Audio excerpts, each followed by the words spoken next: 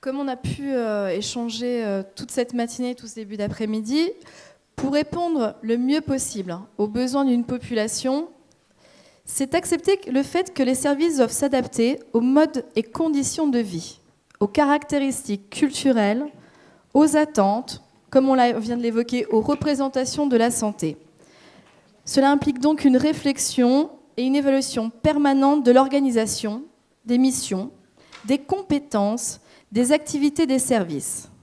Par exemple, aujourd'hui, on entend de plus en plus évoquer les réflexions autour de l'ouverture des soins vers les habitants du territoire, la prise en compte de la parole des patients.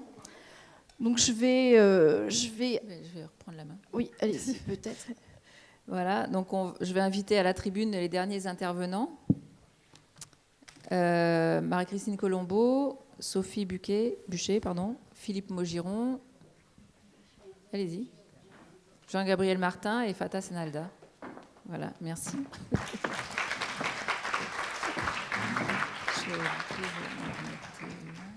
Alors, deux expériences donc, qui vont illustrer cet axe 5 sur la réorientation des services.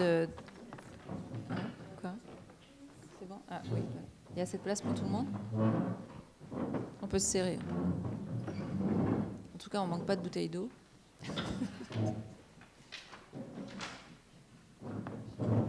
Alors, donc, on va commencer par la présentation de la recherche-action petite enfance locale. Donc, alors, qui est Sophie Buchet ? C'est bon, voilà, bonjour. Donc, Sophie Buchet, vous allez nous présenter cette recherche-action qui intervient en périnatalité. Allez-y. Donc, je vais vous présenter comment les dispositifs de santé se sont réorganisés pour répondre au plus près des besoins du terrain. Et pour cela, je vais vous présenter la recherche-action, donc, qui est un dispositif qui a été pensé pour répondre à cette demande. Donc, PERL, Petite Enfance Recherche-Action dans le Lunévillois, qui consiste à prévenir en périnatalité par l'association et la modification des pratiques interinstitutionnelles. Donc, comme vous le constatez, ce dispositif rassemble plusieurs institutions qui se sont portées partie prenante pour la mise en place de ce projet et qui rentrent également dans le cadre d'une recherche-action. Donc, nous avons obtenu un pluripartenariat avec le CPN, qui est promoteur de la recherche et qui finance le poste de psychologue coordinatrice de la recherche à temps plein. Il y a également le conseil départemental qui nous met à disposition les postes de puéricultrices qui interviendront dans le cadre de ce dispositif, mais également l'ARS qui nous apporte son soutien du fait d'être considérée comme recherche innovante, et la CAF qui nous soutient notamment de par notre travail auprès des familles sur le terrain. Alors, pourquoi mettre en place ce dispositif ? Eh bien, l'association des secteurs de pédopsychiatrie, de psychiatrie adulte et de protection maternelle et infantile, donc de PMI, se fait déjà de longue date sur le territoire du Lunévillois, qui est un secteur qui est quand même très marqué par des indicateurs socio-économiques très défavorables et dont les répercussions sur la santé et sur le développement de l'enfant sont connues et officiellement repérées. Donc une première recherche-action a été réalisée sur 3 cantons de la partie la plus rurale du Lunévillois. De 2010 à 2014, c'était la recherche Interreg, et qui était axée sur des visites à domicile effectuées par une psychologue auprès des familles, donc qui venaient d'avoir un bébé. Et cette recherche a quand même démontré des résultats significatifs concernant les effets de ce suivi à domicile, notamment sur le développement de l'enfant à 2 ans, et ces résultats ont perduré sur le développement du langage à 4 ans. Donc à 4 ans, on a quand même repéré qu'il y avait un meilleur langage chez les enfants qui ont été suivis dans la recherche Interreg. Donc, suite aux résultats de cette recherche, le conseil départemental et plus particulièrement le service de PMI a souhaité réemployer un dispositif similaire en tentant de l'intégrer aux pratiques qui sont déjà existantes en PMI, donc pour les puéricultrices, et tout en engageant un partenariat renforcé, notamment avec le service de pédopsychiatrie. Alors, comment mettre en place ce dispositif ? On a commencé par faire de multiples réunions avec tous les partenaires, donc la CAF, le CPN, le conseil départemental et l'ARS, jusqu'à l'élaboration du projet global qui a ensuite été présenté aux responsables de ces différentes institutions et aux politiques et aux futurs partenaires. Donc, lorsque le projet a été accepté et financé, il a quand même fallu encore quelques mois avant qu'il se mette concrètement en place sur le terrain. Alors pour deux principales raisons, notamment par rapport à certains aspects relatifs à la recherche en France actuellement. Donc il faut passer par diverses commissions, le comité de protection des personnes, la CNIL, etc., qui mettent quand même un certain temps avant d'accepter les dossiers.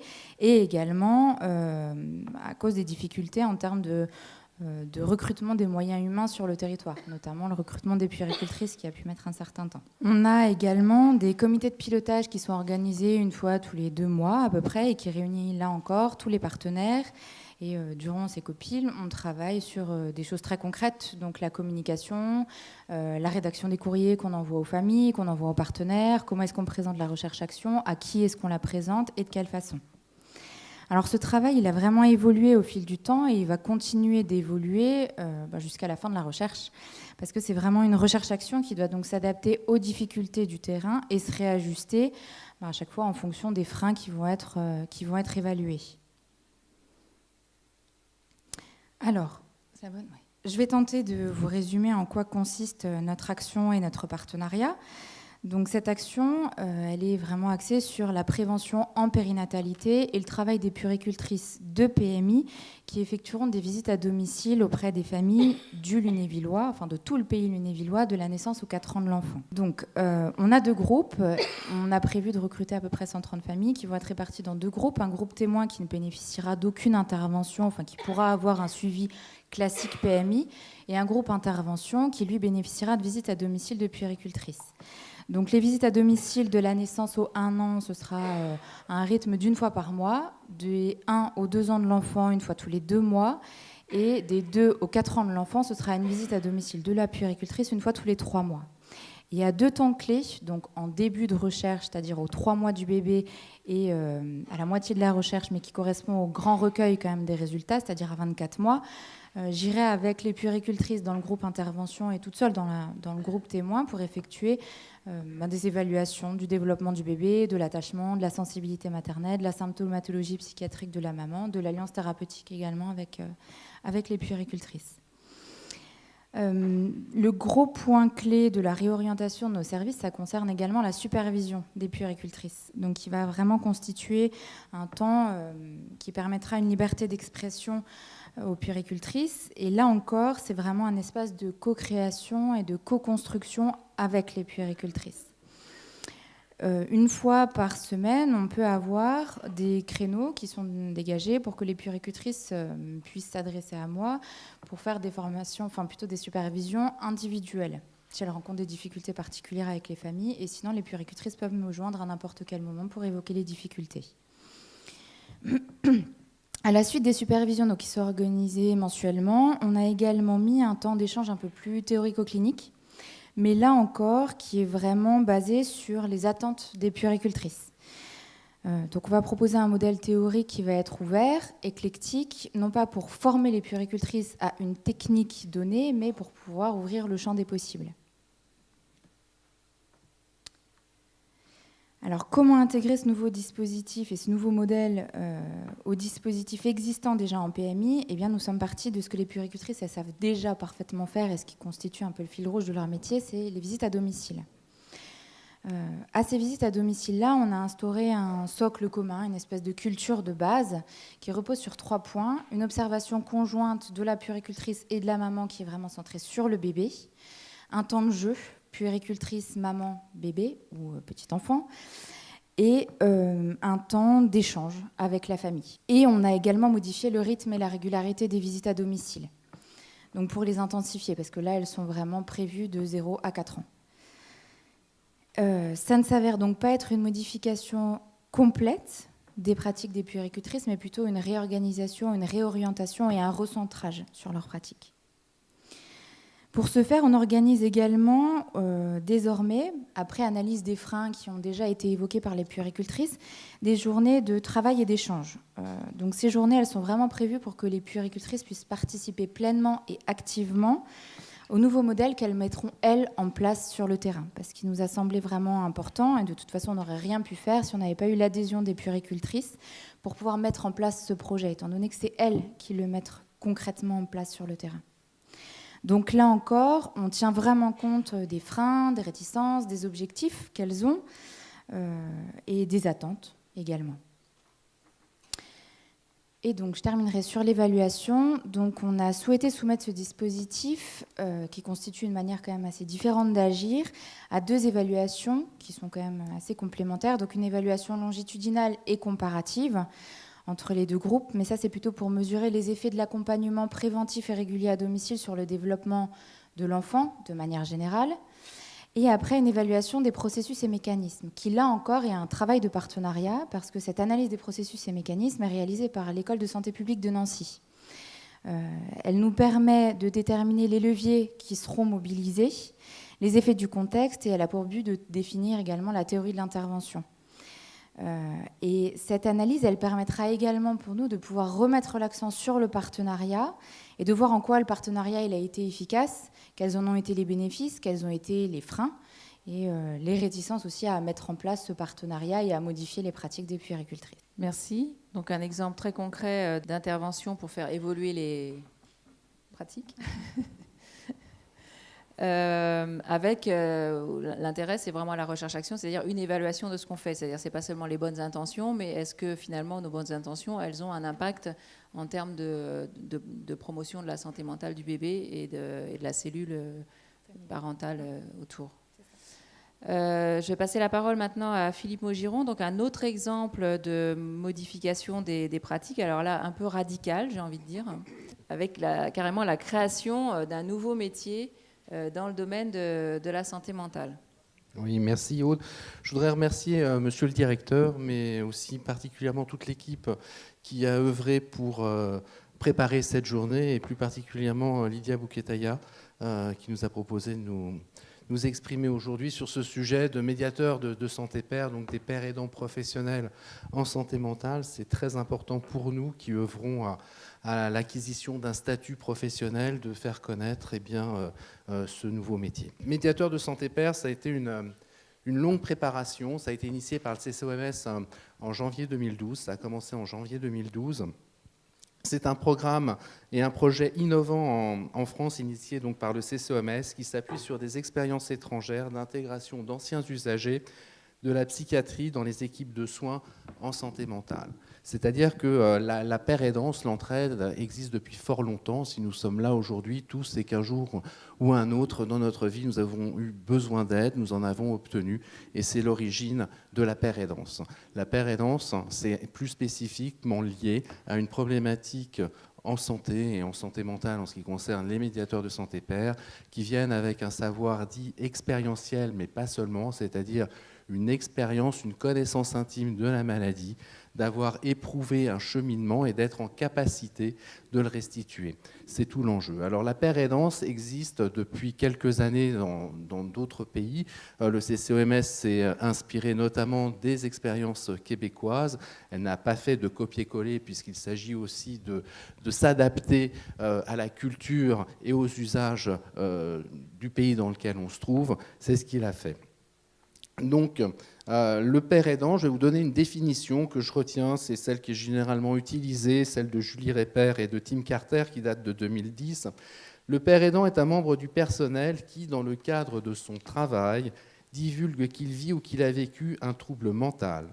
Le partage de son vécu et de son histoire de rétablissement a pour but de redonner de l'espoir, de servir de modèle d'identification et d'apporter son expertise, d'offrir de l'inspiration et favoriser le pouvoir d'agir, du soutien, de l'information et de responsabiliser auprès de personnes qui vivent des situations similaires à celles qu'il a vécues.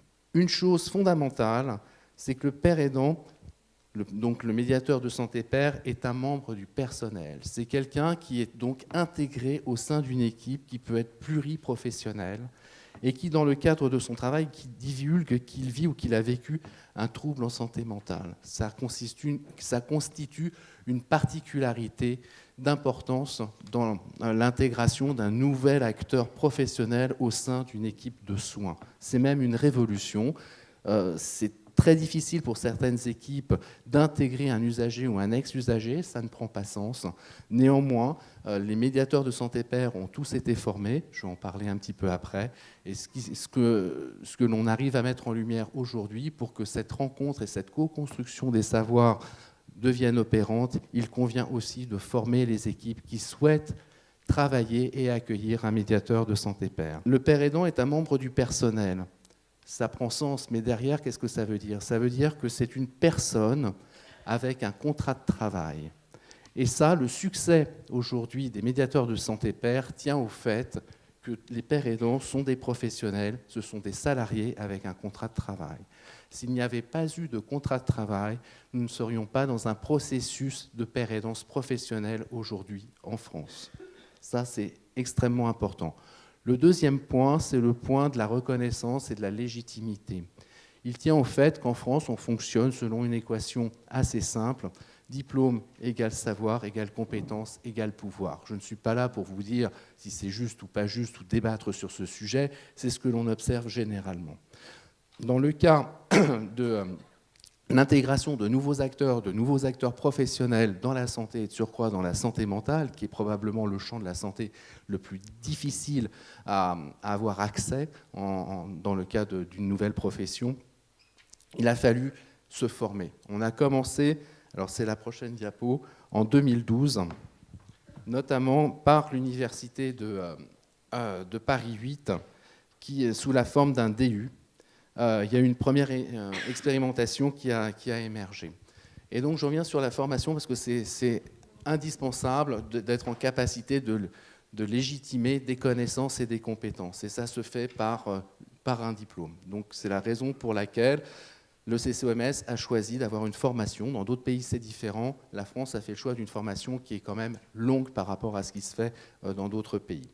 Donc, en 2012, on a eu accès à une formation de nature pédagogique et professionnelle à la médiation en santé mentale afin de valoriser le savoir expérientiel d'usagers ou d'ex-usagers de la psychiatrie qui viennent avec leur savoir dit expérientiel, mais pas que. 3 régions ont postulé à l'époque. Il s'agissait d'une expérimentation interrégionale. Donc il y avait le Nord-Pas-de-Calais, aujourd'hui on dit les Hauts-de-France, l'Île-de-France et la région PACA, donc la région de Marseille. Avec une première phase, qui a duré à peu près une année de formation universitaire sous la forme du DU porté par Paris 8, et une deuxième phase qui a duré l'année suivante de mise en situation et d'insertion dans les équipes après l'obtention donc du DU. L'originalité de la démarche est d'allier donc un savoir académique, j'allais dire institutionnel, à un savoir d'expérience autour de compétences spécifiques visant l'amélioration, l'accompagnement et la qualité des prises en charge. À l'origine, il y a eu 29 médiateurs de santé pair sur donc, ces 3 régions et il y avait à l'origine 2 médiateurs par établissement. Ça fait qu'il y avait 15 établissements qui ont participé à cette première promotion. Et retenez bien que ça a commencé avec un contrat de travail. Le contrat de travail protège tout le monde dans toutes les occasions. C'est le contrat de travail qui nous a permis de continuer à évoluer, de CDD en CDD, et aujourd'hui, pour la plupart d'entre nous, en CDI. Il y a même un médiateur aujourd'hui qui a obtenu une titularisation. Donc les choses avancent.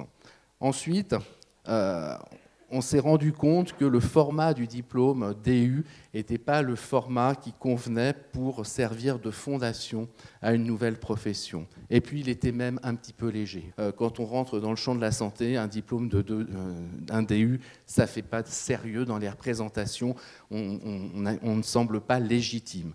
Donc, il a fallu monter en grade.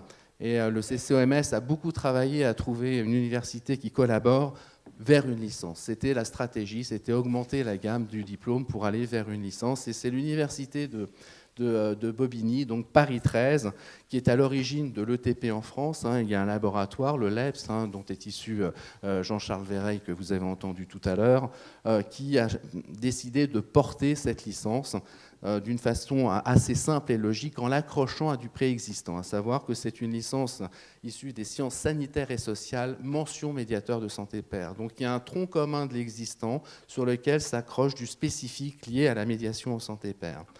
Et là, depuis janvier 2018, on peut dire qu'avec 8 nouvelles régions, 8 régions en tout, dont les DOM-TOM qui font partie de cette nouvelle promotion, on est dans le cadre national. Il y a 34 étudiants qui ont été recrutés, plus une étudiante belge. Je tiens vraiment à le signaler parce qu'on s'ouvre à la francophonie. Il n'y a pas de frontières quand on parle de rétablissement. Ce sont les institutions qui sont dans des contraintes de frontières, avec toujours un contrat de travail. Un contrat de travail, un CDD pour commencer. Ensuite, les choses évoluent. On renouvelle un CDD pour aller vers des CDI. Avec cette année, on a ouvert au champ du médico-social. Dans les 34 étudiants, il y a 8 étudiants sur les 34 qui sont maintenant clairement dans le champ du médico-social et peut-être lors de la prochaine promotion vers du social pur, j'allais dire, dans le sens où on a besoin de pères aidants professionnels dans ces 3 champs sanitaires, médico-social et social. Et je vous ai dit donc que c'est une licence, mention médiateur de santé père. La première promotion licence sera diplômée, si tout va bien, messieurs, mes chers collègues, en juin 2019. Et il devrait y avoir une nouvelle promotion qui, alors là, on va installer les choses en septembre 2019. Donc, s'il y avait parmi vous des personnes, des professionnels qui souhaitent tenter l'aventure, faire l'acquisition d'un médiateur de santé père, travailler avec une orientation rétablissement, se servir de ces 2 oreilles, j'entends par là écouter peut-être 2 fois plus les usagers qu'on ne le fait à l'heure actuelle. N'hésitez pas à prendre contact avec le CCOMS pour postuler et aussi aller vers l'ARS pour voir au niveau des financements comment ça peut se passer. Il n'est pas encore trop tard. Je vous encourage à faire cette démarche. Vous verrez, travailler avec un médiateur de santé père, ça change la vie pour tout le monde.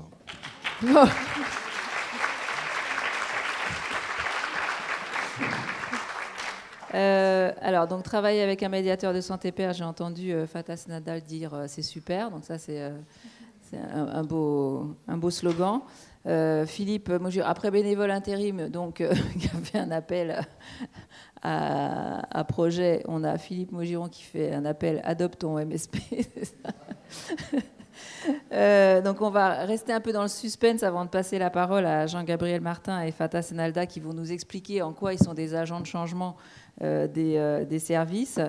Et on va revenir à notre expérience de changement aussi. Hein. Donc, Madame Colombo, est-ce que vous pouvez nous expliquer donc, comment s'est mis en place le partenariat PMI Pédopsie et les effets en fait que vous avez pu déjà voir, c'est-à-dire en quoi la supervision des puéricultrices, par exemple, a permis de réorienter déjà les services habituels et apprendre à travailler autrement, parce que c'est un petit peu ça l'enjeu quand même. Alors sur la question du partenariat PMI pédopsychiatrie, je veux dire qu'il s'est mis en place tout naturellement, compte tenu du fait que le service de PMI est vraiment en première ligne pour rencontrer les familles autour de l'événement naissance, le premier âge de l'enfant, et à ce titre s'intéresse évidemment au mouvement psychique que suscite cette période. Alors, ce faisant, nous accompagnons, je dirais, la vie quotidienne d'une famille avec un bébé, mais aussi nous apportons un soutien face aux aléas de cette vie quotidienne et nous essayons d'organiser l'aide psychologique lors des accidents de la vie ou l'orientation vers les soins lorsqu'il y a des troubles du développement qui sont repérés, quelles qu'en soient d'ailleurs les causes. Donc ce partenariat avec la pédopsychiatrie est dans la nature des préoccupations de l'action médico-sociale précoce, psychosociale précoce, sans exclusive d'ailleurs avec les CMP, mais aussi avec les CAMS et puis les CMPP. Donc historiquement, l'ambition préventive est très très présente au niveau des CMP enfants et adultes de Lunéville. Ils se sont d'ailleurs structurés en conseil local de santé mentale et s'articulent donc depuis longtemps avec ce que fait le service de PMI en matière de prévention. Alors, ce partenariat est surtout aussi une question de personnes, une question de professionnels qui se connaissent et qui tissent un réseau de soins, de prévention solide et cohérent. C'est ce réseau qui a produit cette première action Interreg et qui nous a encouragés, qui a encouragé aussi les institutions à nous soutenir pour continuer au moyen de ce deuxième volet de recherche-action qui vous a été présenté. Alors, relativement aux modifications, aux réorientations des pratiques, Alors logiquement, il devrait être assise à cette table plutôt une puéricultrice de PMI. Mais donc je suis venue en tant que membre du comité de pilotage de cette action qui vient seulement de démarrer dans sa phase opérationnelle parce qu'effectivement, à ce stade, nous n'avons pas une vision globale des modifications qui vont être produites par cette recherche-action. Cela fait partie d'ailleurs de cette recherche-action et sera observé de manière assez consistante au travers de l'évaluation qualitative qui a été citée. Alors pour dire en quelques mots comment les pratiques des puéricultrices ont évolué, il faut peut-être dire quelques mots sur ce qu'elles sont à l'heure actuelle. Donc les puéricultrices font des visites à domicile qu'on peut distinguer de trois types. Des visites à domicile de prévention, promotion de la santé et d'accompagnement de la parentalité naissante. Typiquement, c'est la visite postnatale proposée systématiquement et aussi ce que nous appelons la visite d'accompagnement d'une maman pour l'allaitement de son bébé, pour le premier bain, pour le retour après une hospitalisation. Il y a un deuxième type de visite à domicile lorsqu'un facteur de vulnérabilité a été repéré, un besoin spécifique donc s'est manifesté et conduit à faire une proposition d'intervention, soit parce qu'un autre professionnel, typiquement la sage-femme de PMI, mais aussi une assistante sociale, un médecin traitant, une maternité a fait appel au service de PMI pour venir en soutien de la famille qui accepte donc cette intervention. Et puis nous distinguons un troisième type de visite à domicile dans le cadre de la protection de l'enfance, cette fois-ci, pour évaluer soit une information préoccupante ou pour proposer une mesure de protection administrative ou juridique lorsque cela semble nécessaire. Alors, quelques mots de l'évolution du service de PMI dans le contexte actuel qui est de deux ordres.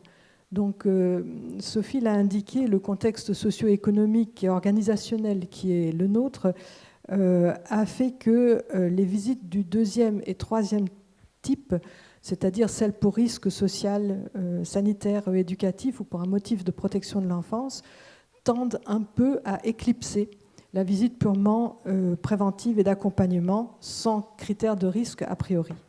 On assiste ces dernières années indubitablement à une aspiration des services de PMI vers l'urgence sociale au détriment de sa mission préventive première qui est donc d'offrir un accompagnement global justifié par la seule situation de grossesse, de naissance et des premières années de bébé. Ça, c'est la première évolution. Et il y a une deuxième tendance qui relève plutôt de quelque chose qui est du champ de la santé, de la prévention en santé, qui est de valoriser plus fortement l'action ciblée, la détection, le repérage de problèmes, l'action thématique, car apparaissant comme plus opérationnelle au détriment d'une prévention plus généraliste et plus globale. Dans ce cadre, la tendance est d'assigner aux professionnels, mais aussi aux familles, des objectifs à atteindre. Prévention de l'obésité, allaitement maternel, prévention du bébé secoué, réduction de la consommation tabac-alcool. Faire une prévention dont on mesure les effets. Même le champ de la parentalité n'est pas épargné par cette tendance, puisque l'on assiste actuellement à la proposition de programmes pour augmenter les compétences parentales. Alors, quelle réorientation grâce à ce cadre de recherche de l'action Perle? Eh bien, celui-ci prend appui principalement sur ces visites du premier type, donc de prévention, promotion de la santé, du bien-être, de l'accompagnement de la parentalité, et opère donc un recentrage vraiment volontariste sur la mission première de la PMI en lui offrant un cadre pour se déployer. Tirage au sort, répartition aléatoire des familles, affirmant le cadre donc universaliste de l'intervention, supervision, analyse des pratiques pour garantir la qualité de l'engagement personnel des professionnels, le professionnalisme des intervenants, la bonne gestion des émotions, pour maintenir donc une neutralité bienveillante, une posture de non-jugement. Formation, analyse des pratiques, créer des espaces pour l'échange, la créativité, la réflexion, la co-construction et l'adaptation des modalités d'intervention autour d'une visite à domicile de type volontairement peu protocolisé. Alors, face à cette réorientation, cela a suscité des résistances, des freins. Les premières difficultés que nous avons rencontrées sont liées à la gestion des ressources humaines. L'obtention différée des autorisations a fait que la phase opérationnelle n'a pu débuter qu'à un moment où nous étions dans un creux par rapport aux ressources humaines, l'absence de 2 puéricultrices, la suppression d'un poste de compensation de temps partiel, le départ en retraite d'un médecin de PMI de territoire, Dr Marianne Bocard, qui devrait être ici à ma place aujourd'hui. On fait donc reposer l'action sur un nombre de plus en plus réduit de professionnels, sans encadrement technique soutenant, conduisant à remettre en question le lancement de cette recherche-action dans ces conditions.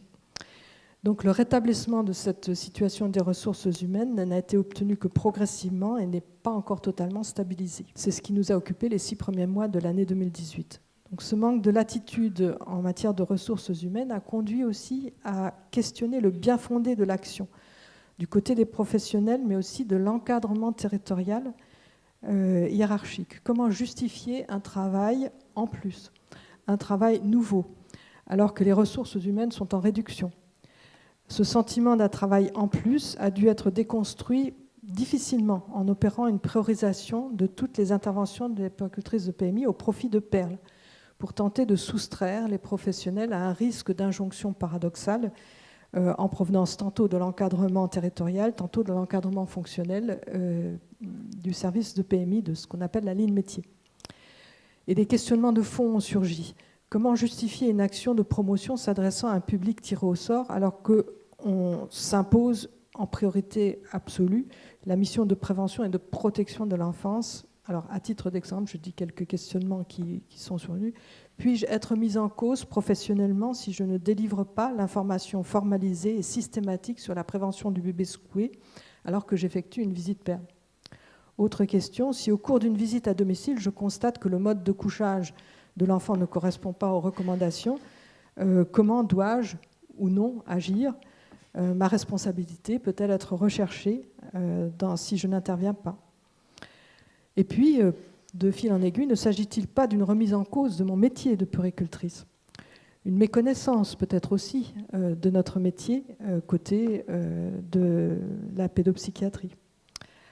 Donc, à contrario, donc, le descriptif de la visite à domicile Perle qui était voulu très peu standardisé, peu protocolisé, a, à notre grande surprise, pu être ressenti comme infantilisant, presque un affront au professionnalisme des puéricultrices de PMI, alors que l'écoute, le dialogue, l'observation du jeu, les interactions traversent l'ensemble des interventions des professionnels.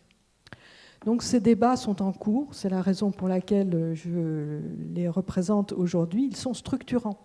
C'est important parce que la manière de les porter conditionnera effectivement la réussite de cette recherche-action, et c'est aussi cette manière de s'adresser au contexte qui fera l'objet d'une évaluation consistante visant à tirer tous les enseignements en vue donc d'un élargissement à d'autres périmètres, à d'autres territoires. Merci de ces explications. On comprend effectivement que là, c'est un enjeu double, c'est-à-dire c'est modifier les pratiques et les évaluer en plus. Donc peut-être double résistance aussi de la part des professionnels. Alors, on va parler, je vais passer la parole maintenant à Jean-Gabriel Martin et Fatah Senalda, donc ils sont tous les deux médiateurs de santé père, donc deuxième génération, enfin deuxième promotion, 3.0, à Roufac, donc pas très loin d'ici. Donc vous êtes des agents de changement. Vous apportez un savoir nouveau, hein, Philippe Maugiron l'a expliqué, c'est le savoir d'expérience dans les services de santé. Est-ce que vous pouvez nous expliquer l'impact de votre présence au sein d'une équipe de soins telle que vous le vivez depuis le début de l'année à Roufac dans votre pratique quotidienne? Oui. Donc, déjà pour me présenter, donc, je suis médiateur de santé dans des structures extra-hospitalières, donc sur 2 sites, sur 2 secteurs différents. Donc, le médiateur de santé travaille avec son savoir d'expérience, mais il arrive aussi avec des notions nouvelles qui sont l'empowerment, dont on a parlé ce matin, et tout au long de la journée d'ailleurs, et le rétablissement. 2 notions que j'ai connues en tant que personne, parce que du coup j'ai traversé, à un moment j'ai dit, voilà, j'ai repris le pouvoir et j'ai osé dire les choses, j'ai osé agir sur ma vie, et aussi prendre des décisions. Donc c'est avec ces connaissances et du coup, cette expérience de vie, j'ai aussi vécu un accompagnement Du coup, j'ai connu un rapport avec certains soignants, des relations horizontales, on en parlait tout à l'heure aussi, qui ont été importantes. Et du coup, j'arrive aussi avec cette envie d'apporter cette relation. Donc, le médiateur de santé perd a du coup une posture professionnelle, on l'a entendu tout à l'heure, c'est un intervenant professionnel, mais du coup il a une posture particulière et atypique. L'accompagnement, généralement, on garde une certaine distance. Moi, ma distance professionnelle, elle est encore différente de celle de mes collègues. J'ai une distance beaucoup plus proche du coup de la personne que j'accompagne. J'essaie du coup de croire en elle, comme on a pu croire en moi, d'avoir confiance en elle. J'ai lu dernièrement un texte de Jean-Luc Picard, qui est directeur du pôle travail de l'association Route Nouvelle Alsace, et qui parle du CIMOT, qui est le service d'insertion en milieu de travail ordinaire. Ouais, voilà, c'est ça. Et il dit il est nécessaire d'être vu autrement pour se voir autrement. Et je pense que c'est avec cette notion-là aussi que j'ai envie d'accompagner les personnes avec lesquelles je travaille actuellement. Le médiateur doit aussi garder un œil critique et rester objectif sur ce qui se passe autour de lui, ce qu'il peut entendre.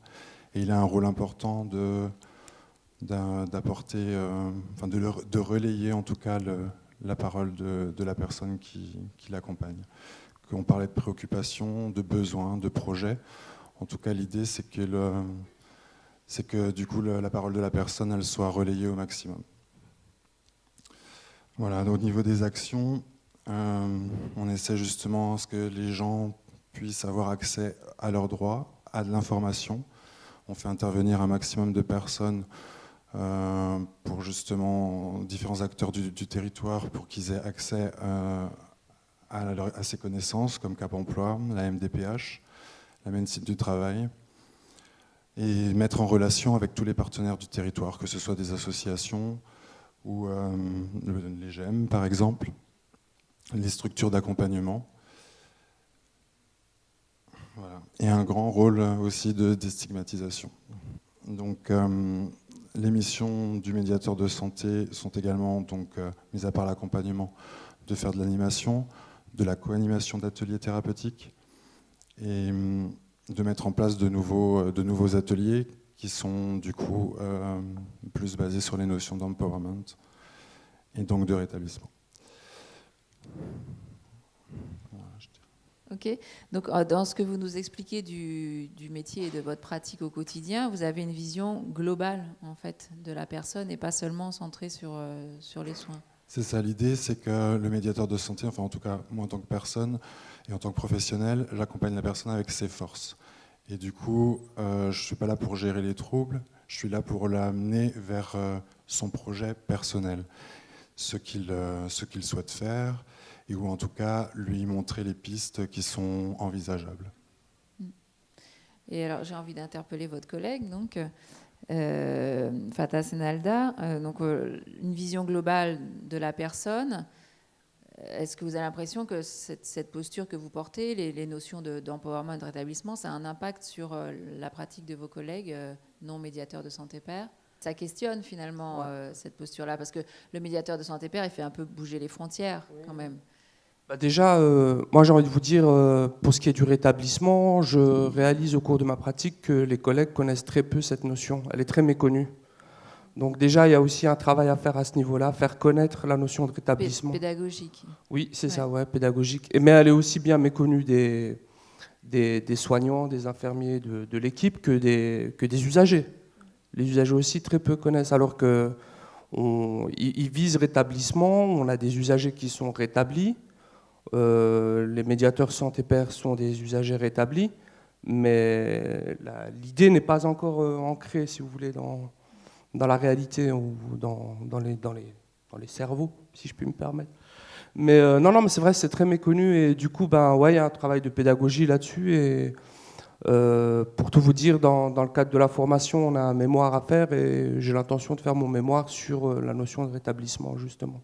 Voir un peu interroger les professionnels et les usagers de ce qu'ils savent, de ce qu'ils perçoivent, de comment ils conçoivent le rétablissement. Donc déjà informer et faire de ce travail pédagogique. Ouais. C'est le rétablissement, on centre sur la personne plus que sur la maladie. Donc c'est vrai que ça peut entraîner peut-être des tensions au niveau des équipes, ou si on est plus centré sur la rémission des symptômes, par exemple, et pas forcément sur une vision globale de la personne. Bah moi, comme Jean-Gabriel, je travaille pour l'hôpital de Rouffach en extra-hospitalier dans un hôpital de jour, dans un autre pôle. Mais sincèrement, j'ai le sentiment que l'équipe travaille aussi dans la notion de rétablissement. Mais ils ne le savent pas, c'est tout. Non, mais ils s'occupent des symptômes et de la maladie et tout ça. Mais il y a aussi un accompagnement vers l'extérieur. Et moi, je viens ajouter en plus le rétablissement, la notion de rétablissement. Je leur dis, mais vous faites du rétablissement, justement. Et j'accompagne aussi vers l'extérieur. Je fais des visites à domicile, des animations d'ateliers aussi, ponctuellement. Mais moi j'ai le sentiment, sans trop me tromper, je ne pense pas trop me tromper, mais j'ai le sentiment qu'on en fait déjà un petit peu. Ouais. D'accord. Donc vous allez apporter un petit plus sur le côté de l'intégration dans la cité, oui, sur le partenariat avec d'autres intervenants. Oui. Gabriel, vous parliez du lien avec les GEM, par exemple. Oui, c'est ça. On essaye d'amener les personnes à déjà répondre vraiment à leur projet de vie. Donc, si le projet c'est d'aller vers un GEM ou vers de l'activité, on commencera. On leur fait découvrir un maximum de choses. L'idée c'est qu'ils soient intégrés, socialement, qu'ils puissent avoir des liens, qu'ils puissent avoir accès à des activités. C'est l'idée de ne pas être isolés. Ouais. D'accord. Je vous remercie. Donc, on voit bien comment ça s'inscrit aussi dans le domaine de la promotion de la santé, c'est-à-dire d'une vision globale de la personne et d'une intégration dans la cité. Des dernières questions, parce qu'on va arriver à la fin de notre journée. Vous avez la chance d'avoir 3 médiateurs de santé pairs à la tribune. Justement, je voulais poser une question aux médiateurs de santé pairs. Je voulais savoir comment, puisque vous êtes dans des services différents, comment c'est vécu par les professionnels. Est-ce que vous êtes bien intégrés? Est-ce que ça tiraille? Est-ce que vous trouvez votre place? Donc là, ça va bientôt faire 1 an que Fatah et moi, nous sommes arrivés pour le centre hospitalier de Rouffach. Alors moi, j'étais bien intégré dans 2 équipes, donc ça s'est plutôt bien passé. Après, je vous avoue que des fois, c'est un peu tendu parce qu'on n'est pas forcément d'accord. Et voilà, quand on pointe des choses ou quand on trouve que l'accompagnement est trop infantilisant et qu'on le dit, des fois, ça fait grincer les dents, mais c'est comme ça. Après, je pense que, en tout cas, j'espère que je garderai cet œil critique longtemps. Voilà.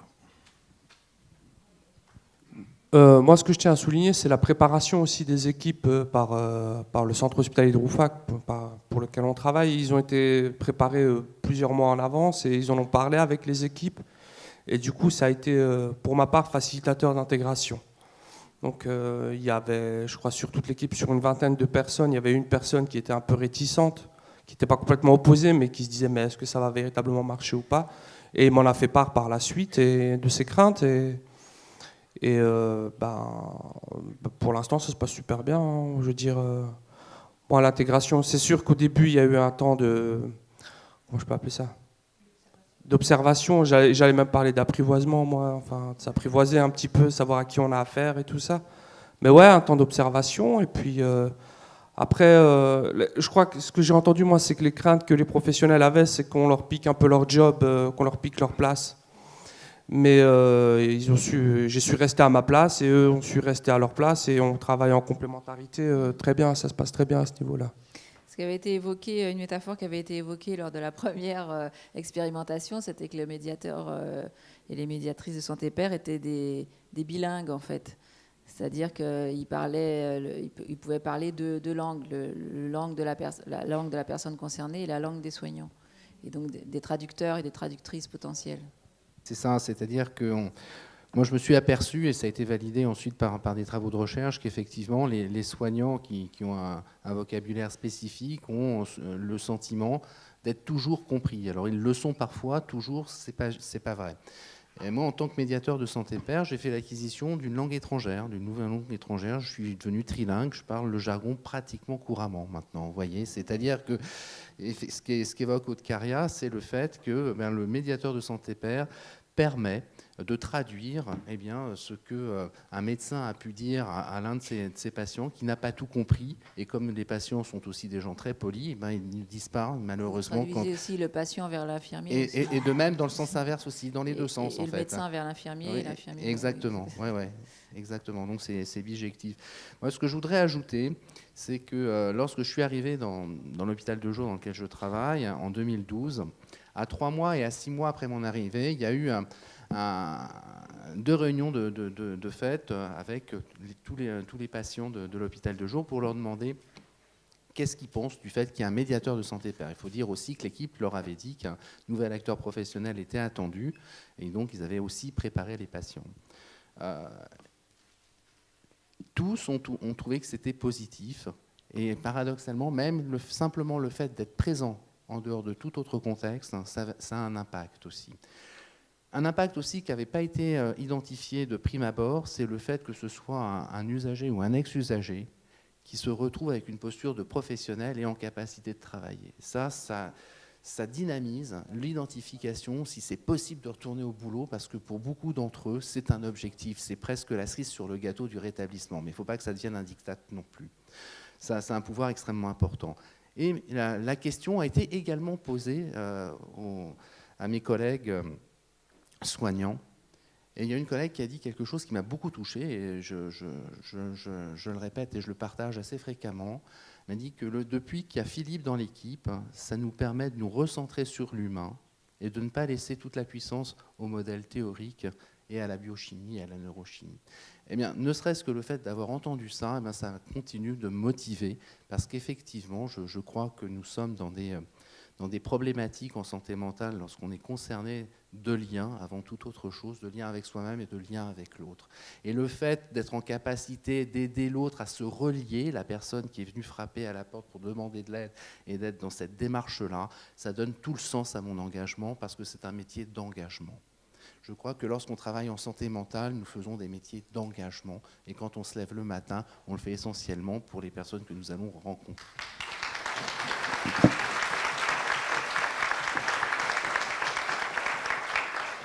Merci. Je vais terminer ce moment sur la question de la frontière. On a parlé de voyage, on a parlé d'Ulysse.